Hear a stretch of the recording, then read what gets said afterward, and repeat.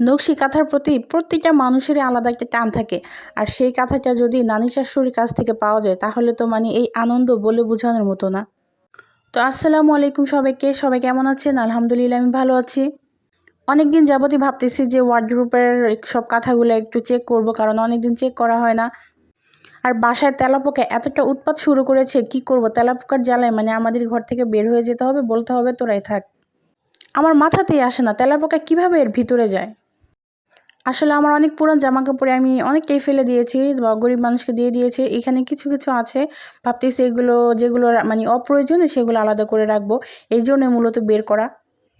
তো এরপরে দেখি এই দেখেন এই সাদা কাঁথাটা, এই কাঁথাটা কত সুন্দর না, তাই না? দেখেন, এটা হলো আমার নানি শাশুড়ি সেলাই করেছিল, আর এটা আমাকে দিয়েছে আর কি। আর এই যে লাল কাঁথাটা, হলুদ কাঁথাটা, এটা আমি বাসায় থেকে কিনেছিলাম, একজন নিয়ে আসছিল।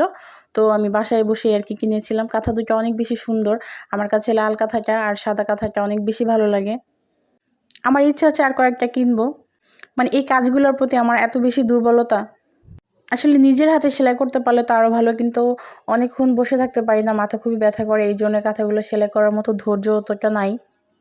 তো সব কাঁথাগুলো আমি একটু চেক করে নিচ্ছিলাম যে কাঁথাগুলো ঠিক আছে কিনা। কাঁথাগুলো আলহামদুলিল্লাহ সবগুলোই ভালো আছে, কোনো সমস্যা হয় নাই। এই বক্সটা অনেক সুন্দর না, দেখেন এটার মধ্যে অনেক সুন্দর করে কাপড়গুলো রাখা যায়। তো আমি কাঁথাগুলো আলাদা করে এটার মধ্যে রেখে আর কি আলমারিতে রেখে দিব। আর এই যে দেখেন পাঞ্জাবি, এই পাঞ্জাবিটা হলো আমার ছেলের।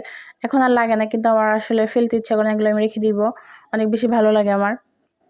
তারপরে এই যে কাঁথাগুলো দেখছেন, এই যে ছোট ছোট কাঁথা, এগুলো হলো আমার ছেলের, ছোটোবেলায় ইউজ করা হয়েছে। আসলে ওদেরকে তো ইউজ করা হয় না, ডাইপারের উপর দিয়ে গিয়েছে। তারপরও ভালো লাগে। দেখেন এই যে কাঁথাটা আমার মা সেলাই করেছিল। তারপরে এই যে বাঙনি কালার কাঁথাটা, এটা আমার মা সেলাই করেছে। এগুলো আসলে স্মৃতি, খুবই ভালো লাগে আমার কাছে। এগুলো আমি কাউকে দিবও না। তারপর আমি একটু দুষ্টামি করতেছিলাম, দেখো যে লাবিবিটা পরো। বিশ্বাস করেন ভিডিওতে তো আপনারা কতক্ষণ দেখলেন, কিন্তু আমি এই কাজটা করতে আমার অনেক বেশি সময় লেগেছে। কারণ হলো মানে ওয়ার্ডরোবের মধ্যে অনেক বেশি তেলাপোকা ছিল, এগুলো সব কিছু পরিষ্কার করে সব কাঁথাগুলো আলাদা আলাদা করে ভাঁজ করেছি। কিছু আলমারিতে রাখবার, কিছু ওয়ার্ডরোবে রাখবো, সবগুলো প্যাকেট করে রেখেছি।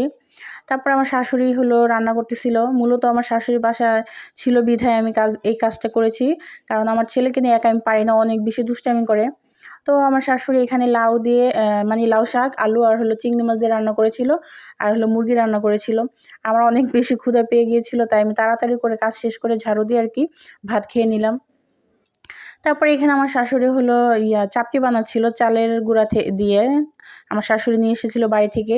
আর আমার জামাই যে মুরগির মাংস দিয়ে খাচ্ছিল, তো আমি একটু শেষে খাচ্ছিলাম আর কি। অনেক বেশি মজা লাগে এই মানে এই চালের গুঁড়ো দিয়ে চাপটিটা বানালে। আমার কোন কথাটা আপনাদের কাছে সবচেয়ে বেশি ভালো লেগেছে অবশ্যই একটি কমেন্ট করে জানাবেন। আর যদি ভিডিওটি ভালো লেগে থাকে একটি শেয়ার করে দিবেন। সবাই ভালো থাকবেন। আল্লাহ হাফেজ, good bye, tata, thanks for